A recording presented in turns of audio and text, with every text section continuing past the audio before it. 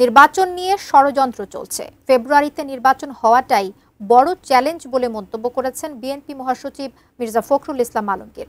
তিনি বলেন, একদলীয় শাসন ব্যবস্থার বিপরীতে বহুদলীয় গণতন্ত্র প্রতিষ্ঠা সহ দেশের রাজনীতি ও অর্থনীতিকে মৌলিক পরিবর্তন এনেছিল বিএনপি।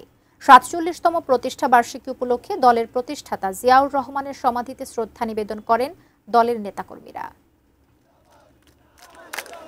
দীর্ঘ দেড় যুগ পর ভিন্ন রাজনৈতিক পরিবেশে এবার প্রতিষ্ঠাবার্ষিকী পালন করছে বাংলাদেশ জাতীয়তাবাদী দল বিএনপি।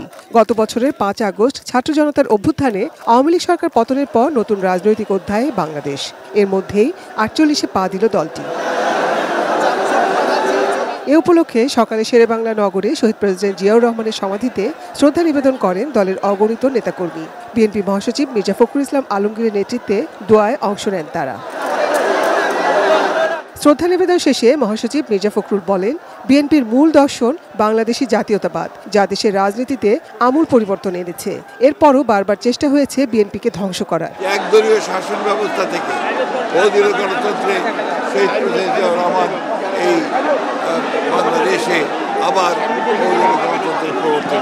বিএনপির প্রায় ৬০ লক্ষ মানুষের বিরুদ্ধে মিথ্যা মামলা দেওয়া হয়েছে। বিএনপির প্রায় ২০,০০০ মানুষকে হত্যা করা হয়েছে। ১৭০০ নেতাকর্মীকে গুম করা হয়েছে, খুন করা হয়েছে এবং একটা অবিশ্বাস্য রকমের একটা ফ্যাসিজম এখানে প্রতিষ্ঠা করা হয়েছিল। মূল লক্ষ্যই ছিল বিএনপিকে নিশ্চিহ্ন করা।